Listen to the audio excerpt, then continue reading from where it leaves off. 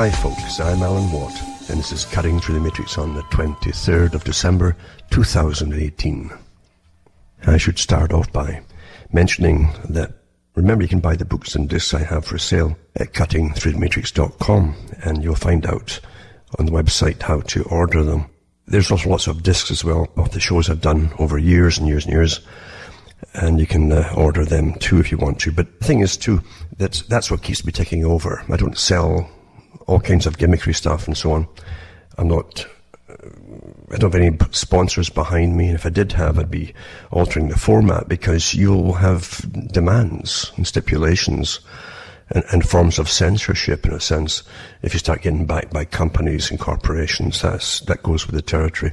Therefore, I don't have all that. And things are rapidly being tightened up across the board as the end of the so-called free or open internet is pretty well over.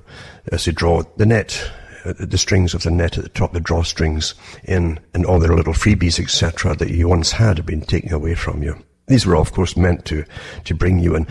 You're living through, always remember, a preordained, planned system, where those in authority, and you always have a group in authority that are there before you're born, and generally before that your parents were born, who plan the future. That's how it's always been done.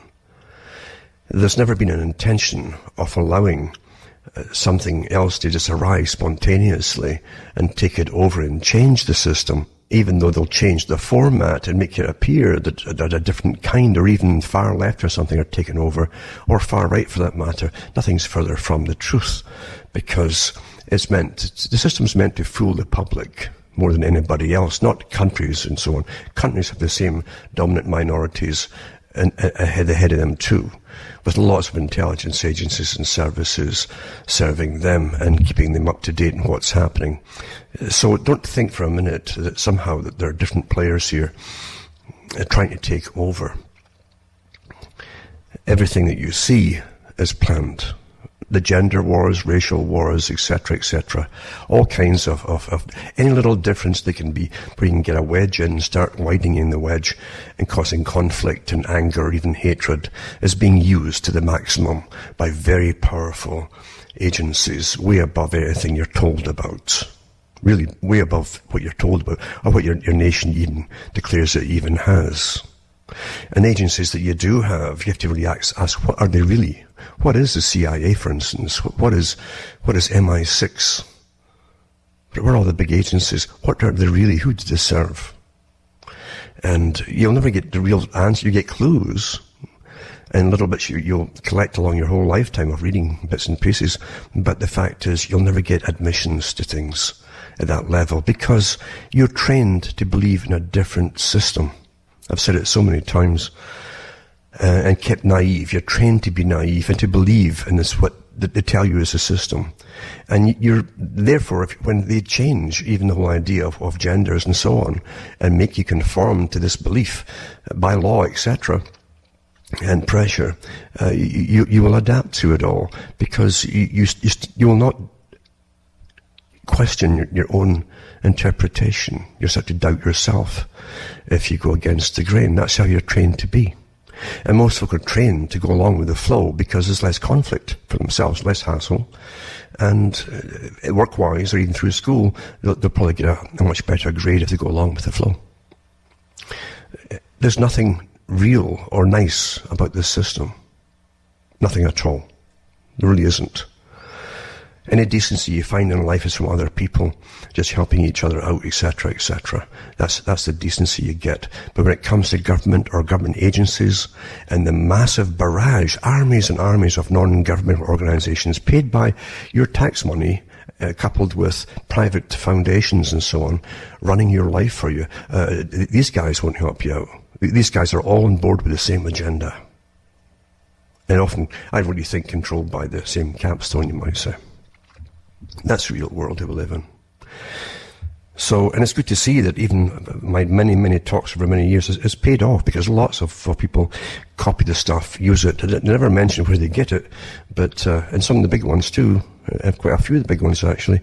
But the fact that they'll use the same terminology that I use, and they'll say it verbatim from my talks, It lets me know where they get it from, and lots of other people realise this too.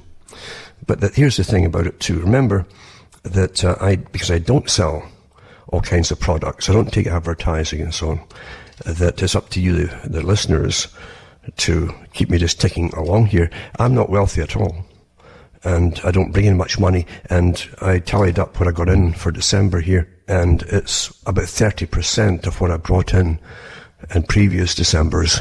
That's what's keeping me going here, which is very little at all. Now, I know that people are finding it hard these days with the cost of living going up, and the austerity measures, as they call it, and the higher level, that's what they call it, being forced upon you with higher even food prices, especially in Canada. It's ridiculous now.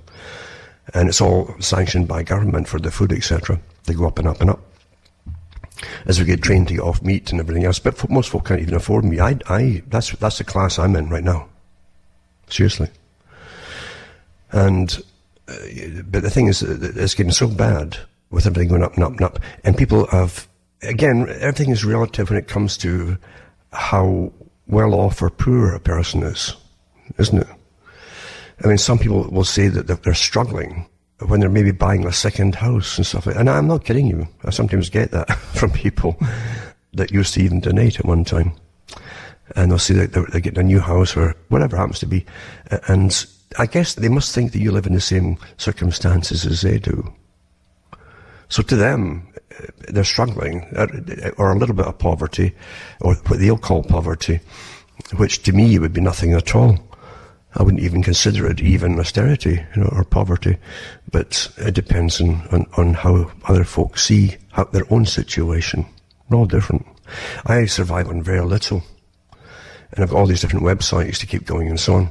And I refuse a lot of interviews to go on big shows because I don't want to be taken over, basically. I won't play games with interview and go along with things. I get offers all the time to go along with certain things. I don't take them at all. And that's why you end up in the poor boat, you might say.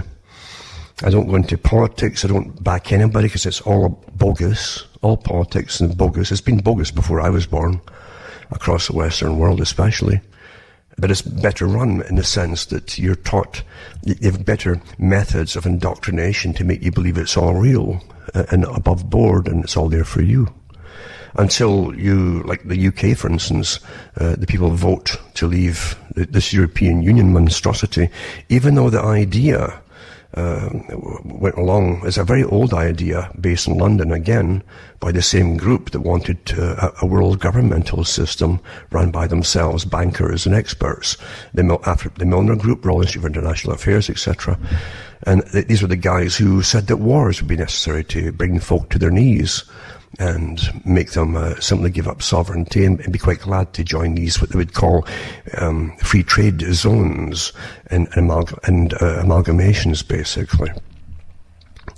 So but regardless, the people in Britain voted at least to leave this Brexit deal, but it's been completely ignored by those in power and installed.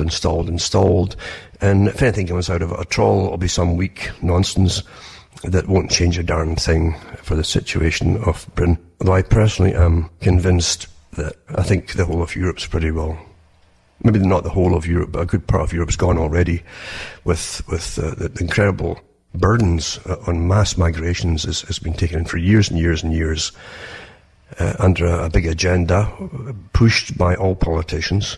And I mean all politicians of all parties.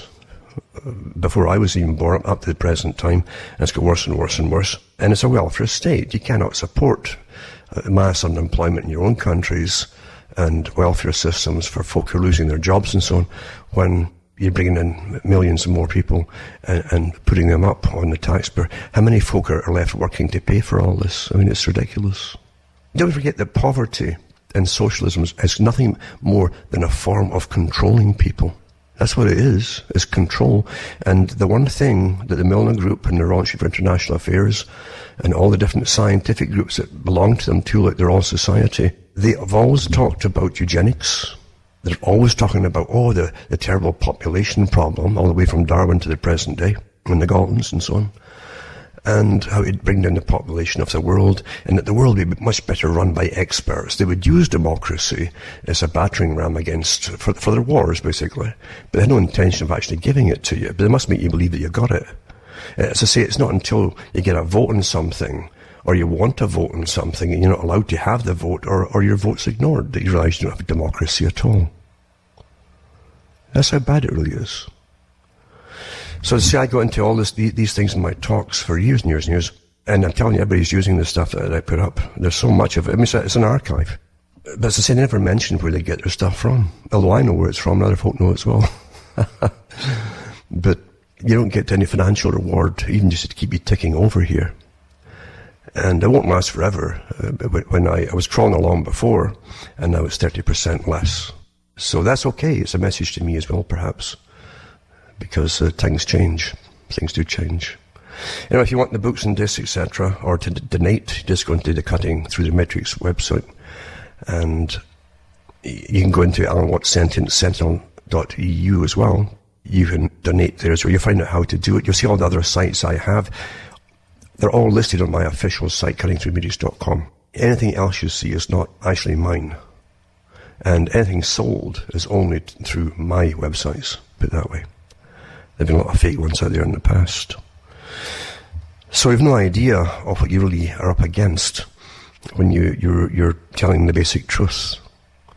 And yes, you will sacrifice a lot of stuff. Maybe even, well, it doesn't do anything for your health either.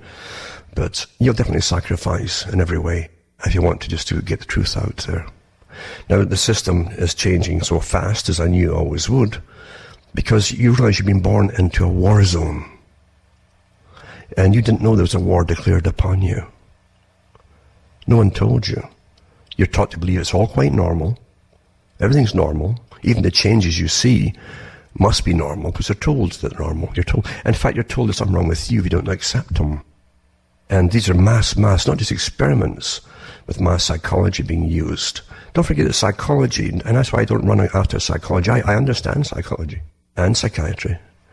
But I don't run after them promoting it as some kind of religion, because that's what it is. It was designed to take over and replace religions with philosophies to try to give meaning to human life and the human mind. And they're simply as totalitarian as anything else. If actually they're worse than anything that ever went before them, don't forget that psychology and humanism is what communism used.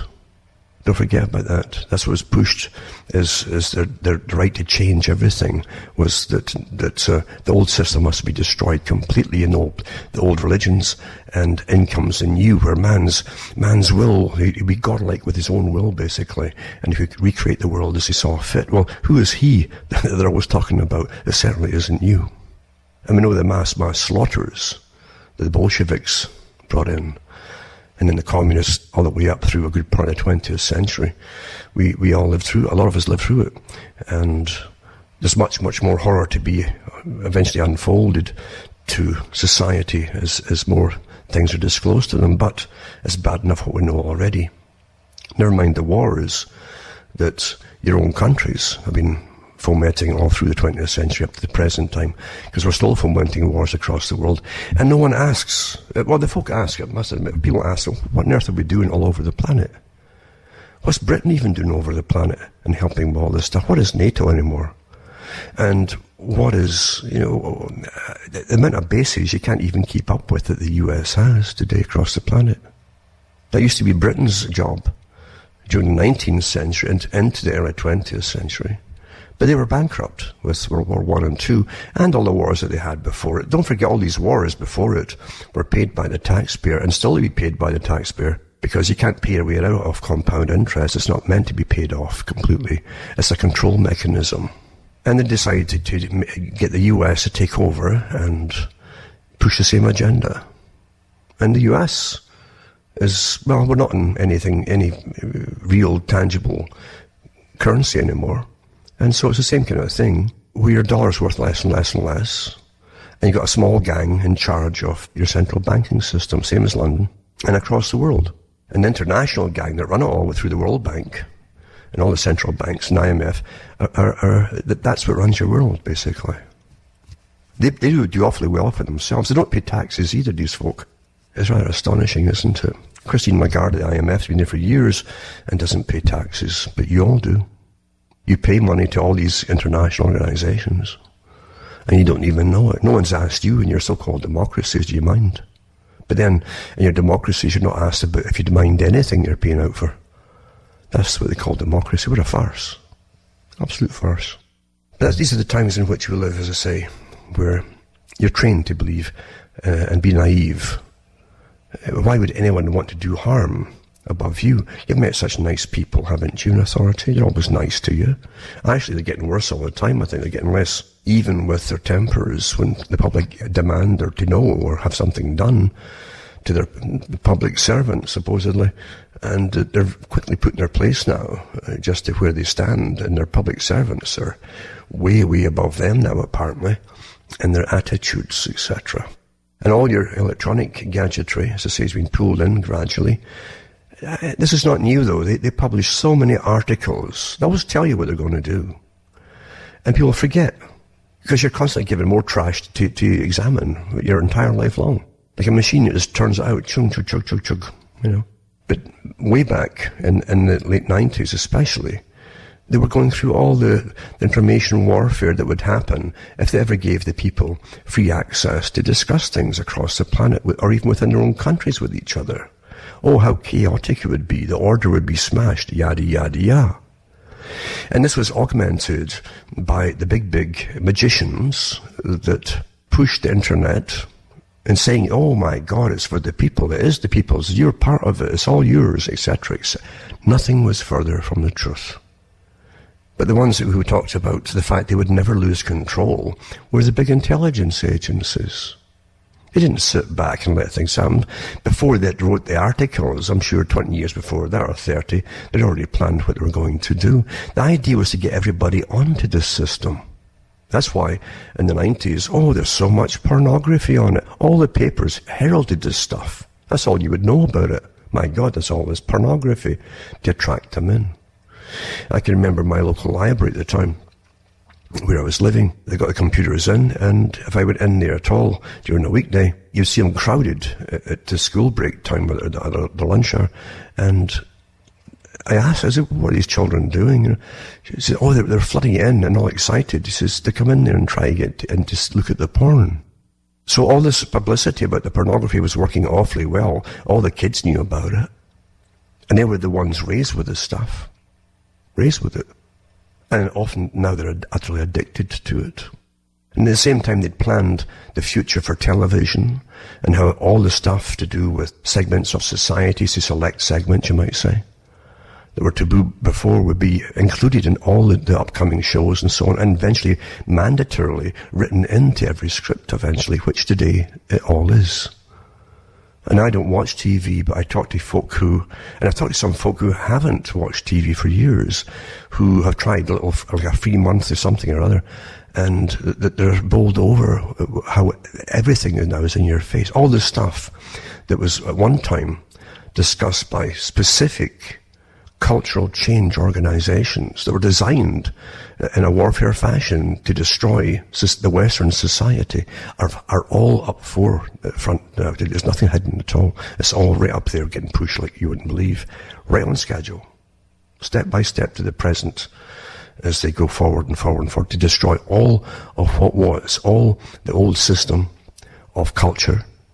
The culture of the West had to be smashed completely. The family had to be totally annihilated. That's been one of the big ones since even the 1800s. H.G. Wells is a big proponent for that, for everybody else to be smashed, but not his own. He had a few different wives. Because they believed that themselves at the top are the only ones who should be breeding, but the ones at the bottom should just go down quietly over a generation or so, just die off, not breed or abort, or just pick mates who can't conceive, obviously, etc., etc., etc. And here you are living on a schedule written about copiously in the past. Nothing hidden by the bigwigs and the big organizations that now rule the entire system. All out but no one cares now. Because along with it became the behaviorists and psychologists to train it was all quite natural this should happen. That somehow that's a kind of societal evolution. Really. It's an evolution, eh? It's an evolution that actually would take you backwards in a system to a time where barbarity was normal and there were no such thing as taking care of each other or having children or whatever. They might have children, but they don't look after them. That's where you're going back to. That was like that not long ago, actually, in the 1700s and 1800s. You look at the poverty across most of the countries in Europe, especially Britain. That was one of the worst ones. Called the sick man of Europe, because the incredible poverty, any visitor to the country saw it. They destroyed the folk who lived on the land at one time, got them off the land, just like they're doing now with Agenda 21, and crammed them in the cities at that time that they'd thrown up to be industrial cities. And so the big bankers who owned the massive factories would rake in fortunes with the cheapest labour possible. No restrictions on how you would take care of them or abuse them or work them to death or pay them wages which would even feed them. And that was Great Britain. Right up into the height of its empire. When they brought in the first charitable institutions by decree, it was because of the complaints of other countries who couldn't stand the terrible sufferings of the people in Britain, believe it or not. This system is designed, have a small clique, a relatively small clique of incredibly rich people. Britain had a decent-sized middle class, you might say, but it was still small in comparison with the rest of the population, right up into the 20th century. And the middle class, really, for Britain, were the ones, maybe you call them the lucky ones, but they were devoted to the system because they got their bread and butter, more bread and butter than anybody else down below them. And they were given certain privileges, because if Britain believes in a system of privileges, by the way, that is the system that runs the world. They pretend it's some kind of humanitarian cause, and if you're brought into the right societies, you see, in the right circles of influence, you'll serve those circles of influence which are serving the nations and the world as they stuff their pockets with the loot that they get. They make sure they've got incredible incomes for themselves. But this is the real system, folks, that you have to serve. You're in service to the world. This private, secretive organization. It's not so secretive in a sense if you dare to open some of the thicker books. That's what it is. The Milner Group was based as a secret society in their own writings. And the Cecil Rhodes Bunch as well. They amalgamated with Rothschilds, and it's in the will of Cecil Rhodes. You can see who he left his money from, who he left it to, I should say. It's interesting to see how they planned it all, but the system also already existed in their days. They knew that.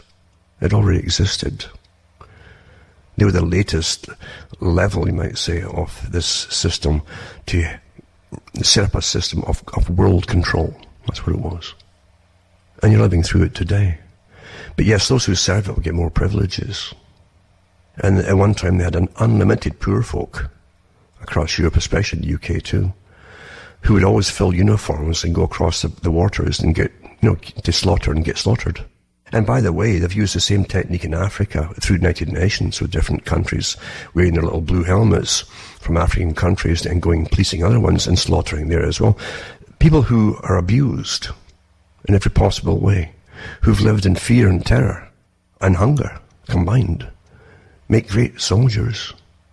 They'll do what they're told because now they're getting a little bit more, and they'll react violently to any threat to themselves, like all abused people generally do. And that becomes rather horrific when they're let loose on people. And part of the problem today is that the troops that are used for NATO, and other countries with the same problem too, are not part of NATO, but the ones who are used constantly over and over again with tours and tours and tours, they don't get discharged after 2 or 3 tours or whatever. They stay on, and they're drugged to death. They're drugged to death to cope with the craziness of a lifestyle that makes no sense to them. Because the hardest thing is bad enough when you're brainwashed and you're believing you're in a just war. That's bad enough. When you've got a good white hats and bad hats type thing. But when you have no moral reason and no good propaganda to back up why you're in a country, you might go to pieces because you're basically a mercenary, and you'll start to realize that. The big boys at the top know it, and that's why they drug them. When you're killing folk in a situation that seems hopeless, that you're not going to change their system, and it's obvious too that it's not intended that you're going to change their system, but you're supposed to go out there and risk your life every day. You'll start to crack up, you see, unless you take their drugs. Some of these soldiers over the years have come out with amazing testimonies that they're walking through day to day in a kind of drug daze. Some of them hallucinate the drugs. Well, is that a caring system that sends you off like that? I don't think so. But folk are finding it harder and harder to try and justify any of the modern wars that they're involved. And again, don't forget that George Orwell, who knew this agenda was coming up, and he met in with the top characters, the Huxleys, and so he met them all, and he knew them well, and he knew the elite who planned this kind of future. Members of the Milner Society, Royal Institute for International Affairs, he knew them. He knew the internationalists in Britain who were at the top of the tree, lords, etc., lords of this and lords of that, who were helping to finance the Russian Revolution, communism. And that's why he wrote 1984 with lots of the clues embedded in it. And that wars are not meant to be won, they're meant to be kept going and going and going. And that the system that will take all your rights away from you in warfare, like, and you got Big Brother. You see, Big Brother, you have no rights, we can't allow you to have freedoms, you could be a spy, you might become a terrorist, etc., etc. Which we've all been told in the mainstream media, as a quote, our betters above us. And they've trained the public since 2001, and it was planned before it, but I'm talking about the taking away your rights was planned before it. Canada brought in the Omnibus Crime Bill, which is really a terrorist bill, in 1998. And the reporters back then were astonished, genuinely astonished, and wrote about it and said, what is this? We're not at war with anybody. Well, 3 years later, we're not at war, no. You've got policing actions, like Orwell said, you know. So it's all changes of terminology. We send peacekeepers out. We don't send soldiers out. We send peacekeepers out. Because we're not at war, right? This is all for the public's consumption, this terminology, really. Most of the propaganda you get is meant for domestic consumption. If they lose a domestic base, then they've lost any kind of war against anybody else. So they must give you the basic, simple propaganda that so-and-so's a bad man in charge of the evil empire, etc. And that's why they use the same terms over and over when they pick new targets. Why change the formulas when the last ones worked so well? But it is true. It's awfully true. Many in the armed forces have realized it too as they mature. You don't mature, unfortunately, when you're in the armed forces. You're kind of stuck in a limbo situation while you work out reality. And if you survive in these days today and look back, eventually you'll either go through a kind of cracking up phase as the indoctrination wears off and you start to see what on earth was I really doing? And to whom? And pictures and images will come back to you of what happened. And hopefully then you'll start to mature. You'll not crack up, hopefully, but you'll start to mature and start to be honest. It's a hard thing for people who even commit atrocities to start to admit it, that this wasn't a so-and-so, a so-and-so, and so-and-so, but it was actually an atrocity. It's a hard thing for people to do that. It's very difficult. And it also causes a kind of a crisis in their identity as what they are. I'm a decent person, I'm not bad, blah, blah, blah. And yet you get that impasse where you did bad things with families who are terrified, pooping themselves, and you're aiming guns at their heads as you bash their doors in, and so on. That's already come out, a lot of this stuff, but everybody's been used. In UK at one time in Britain, you would join up and go across to whatever battles they were fighting at that time. There was battle after battle after battle with all different countries. And it was all from the poor folk. The poor folk actually from orphanages. The orphanages were a great place to, and that's why they actually started to create orphanages and fund them, and before Victoria actually, but just before her, and then she sanctioned them, because it literally bred regiments, it turned to be the regiments eventually, of soldiers who were pulled out of utter death by starvation and so on, given clean uniforms eventually, given a little bit, remember that saying, you be all you can be a somebody, meaning you're nobody. What do you, if you're going to be a somebody, that obviously they're telling you you're nobody right now. And you see that to orphans at that time. who are told that they were born from worthless parents or a parent, etc., etc. And the orphanages, by the way, and the poorhouses were not put up to help people. It was made quite clear. It was meant to scare and terrify the general population into accepting any work possible. That's a fact, folks. That's real history. They created the mass armies that were used to go across the planet. And if you get them out of those conditions and give them be a somebody, and you've suddenly got some kind of respect because you've got a uniform on, your brain's no better, but you've got a uniform on. So you're now a somebody. Then those guys would do everything they were told to do, wherever they were told to do. And if you get them out of deprived areas of poverty, where you're constantly living in anxiety and almost hysteria and facing death all the time with starvation or whatever, because there was no welfare at all in those days, then these are the best troops, because they'll go out and whatever it is, they'll fight to the last, and they'll slaughter hoovers, because their adrenaline will go much, much higher than anybody else's. It's innate with the abuse system. I hate to say all this, but it's true. And that's how they've been used and used and used, and they're still being used to the present day. But now they give them drugs, because you can't rationalize to most of them why they're in countries that haven't invaded them. And they're across the world. And they read the same papers, and they know the fallout from the so-called mass migrations, they call them, as the folk try to flee these areas, and they're getting guided, and I mean guided, and directed, and funded to go towards Europe. A lot more catching on. And when things don't make sense, and start to override your basic propaganda, then you'll crack up. That's what's happening. That's what's happening, folks. But that's just that one part of it. And you see, out of it comes, as I say, a completely surveilled society. And until the people right now, today, most of them have accepted it already, and they think it's now normal. They normalize everything. People fought revolutions to privacy from their dominant minorities that ruled over them. It took a long time to get any rights at all. And we've watched them give it all up without a struggle. And the big boys haven't finished with it yet. They haven't. I mentioned before, long before all the trouble with Facebook, that these were all front organizations for the big global intelligence agency that runs everything. And now it's coming out and out and out, but folks still use a darn thing. They use Facebook. And they've even trained the younger generation. Well, it doesn't matter. They know all about me anyway. But I've got nothing to hide. What does it matter?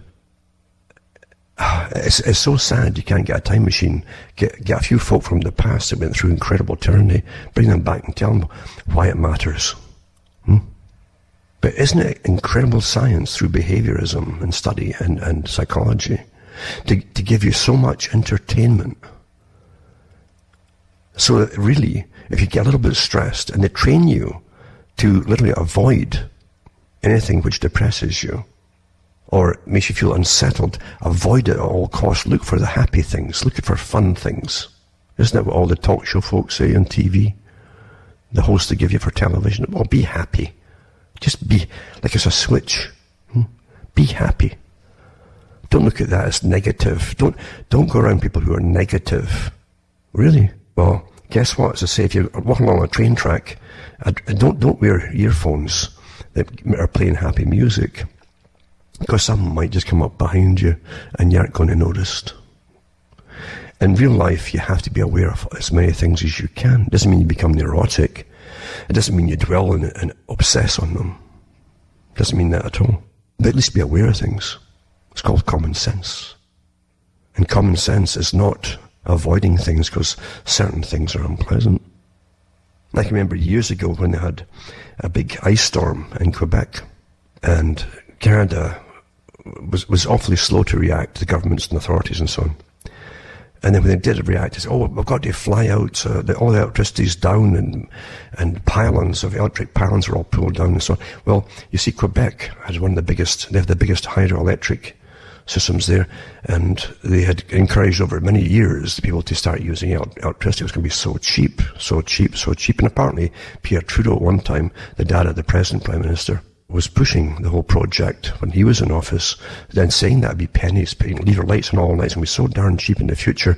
But again, politicians, if you haven't learned by now, tell you an awful lot of lies. But anyway, a lot of the folk had gone on to electricity down the pylons, and the folk were freezing, middle of winter, big ice storms, and a lot of them had no other means of heat. So here's the government making literally, the government that throws billions across the planet, by the way, of taxpayers' money, telling folk to donate generators, to give them heat and so on, electric fires and all kinds of things, blah, blah, blah. And this went on for a couple of months at least. The aftermath was pretty awful. And so there you are. I mean, anybody with a bit of, and there's lots of Quebecers who wouldn't fall for the electric thing too. They had other means for a bad day. A bad day might come, so let's have that kerosene heater and so much kerosene, etc., etc., etc. And store up some food and too, because the folk couldn't get out and move. That's common sense. That's called common sense. I'm sure that lots of the folks, we're so well taken care of now, things will never go bad and nasty. We're wrapped in cotton wool. In other words, the real socialists who believe in eternal childhood and utopia being managed by experts, a lot of them had nothing, absolutely nothing. That's common sense. So this nonsense, don't look at the folk who are warning you about certain things. That's dangerous. But as I say, it doesn't mean that you fall for everything that comes along. Just don't go into under the table quivering about things. Just use common sense. It's not difficult. You use common sense when you cross the road, don't you?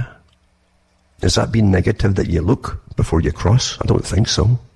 You're taught don't look at negative stuff because the system that rules you wants you to be completely obedient to what your masters tell you. And they don't want you listening to anything or looking into anything that may be contrary to what you're being brainwashed with by your owners. I call them owners, actually, because after all, they own the system. I can say, too, that no politician is going to be presented to the general public that's ever going to change anything in this system. In this system. It won't happen. There's a massive machine that runs the system. And it has front organizations, and they call them political parties. That's part of the trick. Not all of it. It's a small part of the trick, actually. But the agenda is right in your face. Elimination of nations. Reducing you eventually to, basically, subsistence states across the planet. Oh, eventually with ration cards, not kidding you. They will call it something else. It will be called credits or something, like Bertrand Russell said it would be. He was all for that system. You can't save them up, you have to use them.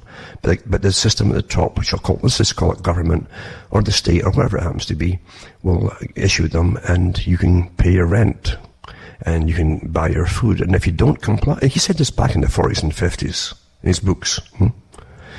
He said that if you didn't do what you're told and accept the system that they were telling you about, or you complained about it, or anything like that, you'd be punished. They wouldn't issue your credits that week or that month, and you couldn't pay your rent, you couldn't feed yourself, and they could bring you to your knees until you complied. He's talking about political correctness, folks, if you didn't quite get it. That's how old, it's much, much older than that. But he wrote about it. He was part of the planning of it in his day. This is the part that we're going through right now.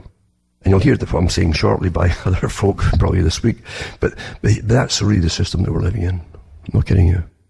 You can also take it to the bank that the government of every other nation is in on the same big plan. That's true. And the old enemy game is very, very old. Let's be honest here. They're on about China, China, China. Well, it was the West that created China, present-day China. We financed them from the beginning through the International Monetary Fund and World Bank. Whenever even the Soviet Union, we fund them from the Bolshevik era right to the present day. Through the World Bank and IMF. And we were all put down as guarantors to pay off the loans they would default on. How's that, eh? How's that? Vastly different reality than the one we're brainwashed with, isn't it? China didn't take all our jobs from us. It was the West and the big bankers in London, especially, and the groups that run the system, the Royal Institute for International Affairs and CFR, that set up the GATT Treaty and the World Trade Organization, and gave basically China the right to start bringing in the companies from the West. Our tax money, I did talks on this from the official governmental papers on it, where our tax money was used to transfer factories over to China over the last 25, 30 years. speeding up for the last 20, but transfer them over to China. We paid for them to uproot and move to China and build in China. And we paid for up to 15 years for each company till they claimed they started to make a profit. Were you asked about that? Were you asked about, do you mind being unemployed in your own countries and it all getting shipped over to China? Of course you weren't. But now, supposedly China's your big scary enemy now. Ooh. Well, I'll tell you one thing, the guys who run China are the same bunch that run you. Yes, you are. That's the reality of it. If they're on the same system of currency, money, manipulation, etc., it's the same clique that runs the whole thing. And this nonsense about, oh my God, there could be a potential enemy. Well, let's be honest here. Are we ready to start building or making our own stuff back at home again? Of course we're not. The system is now so designed that if you even try to create the basic necessities that you're buying from China in your own countries, the workers couldn't even afford the taxes. And now we're the employees, but they wouldn't afford the taxes to make them and even buy them if you made them in your own country. You couldn't pay your workers enough money because the end product would be so expensive now. Because we pay so much in taxes, incredible taxes. And we also pay incredible prices for everything that we need, including food now. It's all planned that way, obviously. There's no such thing as, oh, we didn't realize this would happen when we came up with this free trade deal. We had no idea. Oh, they knew, and they published what they knew. If anybody cared to read it. Well, here's a few articles just for anybody who wants to look up on stuff that's still like that. Isn't it astonishing where they can announce things? You can read it, and they might say you're a conspiracy theorist when you read their stuff. Isn't that amazing, eh? It depends who you are, though, doesn't it?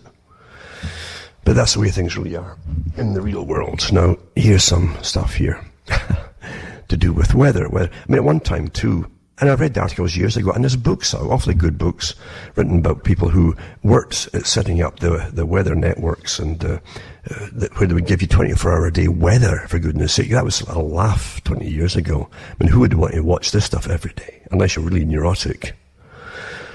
And they've made it that way, but it was set up initially, all these different ones, to terrify the public that rain wasn't rain anymore. Every little rainfall was going to be a storm, and if you got a little bit of snow, it was going to be incredible whiteout or whatever. And that's what we've got now. At one time, we used to get winters in Canada. Now we get polar vortexes. You just change the name until it sounds terrifying. Oh my God!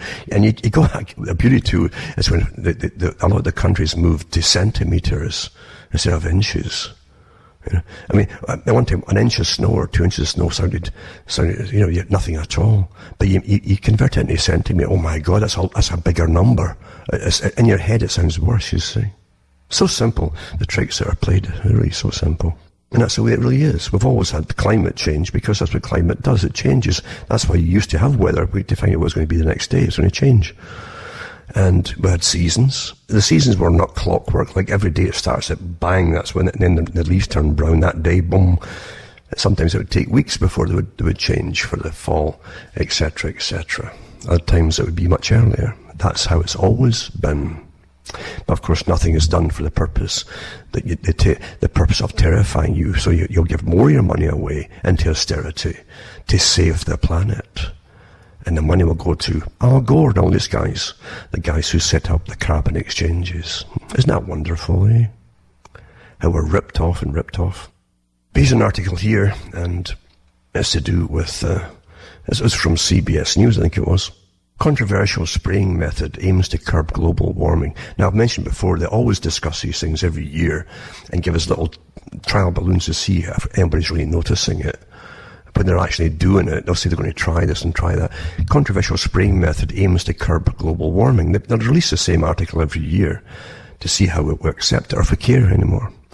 So a fleet of 100 planes making 4,000 worldwide missions per year could help save the world from climate change, it says here. Also, it may be relatively cheap. That's in conclusion of a new peer-grouped study in Environmental Research Letters. You could read the same article every year, folks.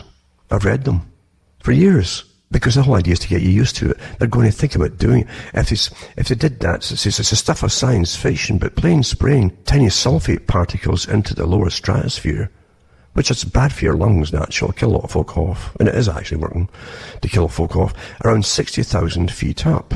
So they're actually about 40 most of the time. It says the idea is to help shield the Earth from just enough sunlight to help keep temperatures low. You see? Now this is presented as news. It's not news. It's not news. But the same organisations release it every year to see what you think of it as you're being sprayed since 1998 every day. So their researchers, who's the researcher? Their researchers examined how practical and costly a hypothetical solar geoengineering project would be beginning 15 years from now. Oh, 15 years from now.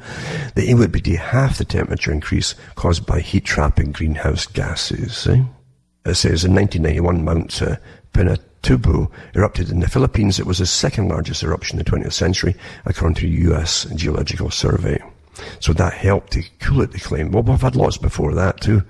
But anyway, if they ever do this, they're saying, right? And if you say that they're already doing it, because your own eyes can tell, you've been watching it for years now, and lots of you have already have lung problems with the fallout from this. A lot of trees died off too, because it was aluminum oxide also and barium they were putting into it as well as the sulfur. But here you go. I'll put this article up for those who care about it. Most folk don't care anymore.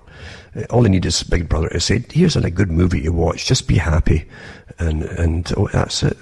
Most of your thinking time, your time you've got to think, it frightens people now. Because there's so much it could scare them if they've never looked at it before in any serious, determined effort, that is. So they will take anything that's offered to, I'll watch that, that'll divert me for another hour and a half, 2 hours, you see. That's how it works. Also, China and Russia are working together to heat the atmosphere to cut off satellite communications in terrifying war game experiment. That's Mail Online, the Daily Mail. The project, the claim, has potential military applications that can disrupt satellite communications, distinct advantage in the event of war or espionage. Now, it's basic HAARP stuff they're using, folks. And it hits the ionosphere. It causes basically an aurora borealis effect. I've seen it for years when they're doing it. And it also cuts out shortwave in different radio, especially on the shortwave bands. It really has a terrible effect on them. And it's been done recently in the last couple of weeks. I noticed that at night, and had the walls, I call it the walls of light, going up towards the northeast. But all the countries have this stuff, and it's old stuff, and have the HAARP technology from Alaska that they now have all over the country in the US and Canada, and every other country has got the same thing anyway. So there you go. It can do a lot more than just what they're telling there. They had lots of good stuff admitted to years ago by the projects from HAARP, for instance, that they could actually use it as a kind of radar too, and even see deep inside the earth for hidden places for other countries. In fact, where they're going to have elite surviving under bunkers, and all that kind of stuff, There's so much involved in all of this, but it's the same stuff they're talking about here. But when they mention China and Russia, oh my God, they've got this. They don't mention that we had it long, long before that. This other article here too is to do with award-winning journalist Klaas Relotius, who worked for Der Spiegel magazine, German magazine, big magazine, wrote fake news, and often bad stuff about the US. It was all fake. It sold well, etc. He got lots of awards for doing all these lies. But he's only one, mind you, and I don't know how he fell out of favour, because otherwise they'd have covered him, and he must have done something wrong to get turned on. Because writing fake news is not doing something wrong. They're paid to do it these days. No, there's no real people going out there and finding what news is all about anymore. And Jordan Pilger did awfully good articles on that years ago, and up to the present time, there are no real reporters today going out and finding out across the world what's really going on. That's the problem. It's all run by intelligence services, by its handouts to them. And lots of them are embedded intelligence agents within the media. That's old stuff, that. They've been there that came out even in the 70s and 80s. In the US, Britain was obvious for a lot of people who noticed it. They've always been there. All countries use it. Also, this one here is to do with Charles Michel, Belgian Prime Minister, resigned on Tuesday night after his government collapsed in the face of virulent opposition to his signing of a UN migration pact from his erstwhile coalition partners. And apparently 100-odd countries signed on to this UN agreement to take on more migrants. Because the idea now is to eliminate borders. It's now their agenda through free trade and then amalgamation of countries into clumps like the European Union. and the Far Eastern conglomeration, the North American conglomeration, and now it's time to eliminate the borders as well, and have, part of that whole pact for free trade has been signed on to and updated. It always has, and the free, it used to be a flow of labour, now it's just free flow of people. You can read it yourselves if you care to look it up and see that. This guy resigned because the people in his country, a small country, it's not a big country, Belgium, and they have had enough of trying to fight for their own. There's ethnic groups within Belgium, in fact, that have been kind of vying with each other for well over 100 years, and they don't want outsiders now to come in and even muddy those waters. And I don't think they can afford it either. Who can afford it all in today's economic climate? Because you have to put them all up and pay for it all. And it takes a lot of stuff to put them up, and renting and all that kind of stuff, and healthcare and yada, yada, yada. It's a war, you see, and it's not the people who are coming in that's causing the war. It's the agenda at the top, and the agencies that are actually paying some of them to come in and telling them where to go and how to come into the country in the first place, and what exactly to say to get admission, etc., etc. It's all legalities put out by the United Nations and NGOs and big foundations at the top. And here's an article here too, to do with Donald Trump's Syria withdrawal could reverberate for years. Here's the Guardian. You'll notice that it's really the left wing now, or what seems to be the left wing, for those who still believe in it, and that is, they're all for the continued wars across the world, etc. Have you noticed that? Have you noticed? Then they put in radical feminists in charge of some things too, and they're some of the worst warmongers. Why is that? Why? Don't you think they're all put there on purpose as a form of disguising the fact they're really agents for the big system? And Obama was the same. They put him in and said, it's going to be different. By God, he had more wars on the go. Again, democratic, liberal. Interesting, eh?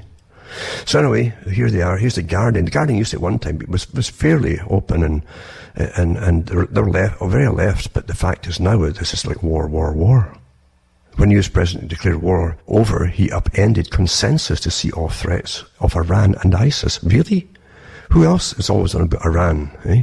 Well, it's up to you to figure that out.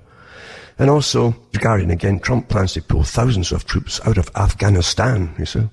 The withdrawal could pave the way towards a second 9/11, it says. Somebody else in a cave might just dream this up, Warns Trump ally Lindsey Graham, who's actually his allegiances is elsewhere, you might say. But then so must be the Guardians, eh? Everything today is owned by intelligence agencies. And it says Trump orders full withdrawal of US troops from Syria. I don't believe it myself, because I've seen these articles before when it's going to happen, and then they put more in, supposedly, in the next article. Or they would tell you they were there all along. Yada, yada, yada. Now here's an article just 2 weeks before, this stuff about Syria, and it says, no withdrawal date in sight for US troops in Syria. And that's from Jane's Defense Weekly. So as I said, they go back and forth, so you have to wait and see what's going to happen. Because the big military-industrial boys never stop what they're doing. And this is irrespective of the guys doing the fighting. The big forces behind them that own everything and plan the future, they never give up things. They never do it. They might go back to proxy warriors with mass mercenaries. They'll call some other name again. But who knows? We'll have to wait and see.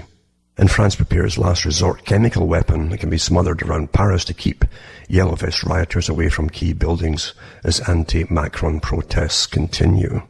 It's across the whole of France, so it isn't just Paris. And this stuff too will kill a lot of people, although it's really a mass concentrated, much more concentrated form. Well, they say it's a debilitating powder, and it's basically much worse than just tear gas, basically.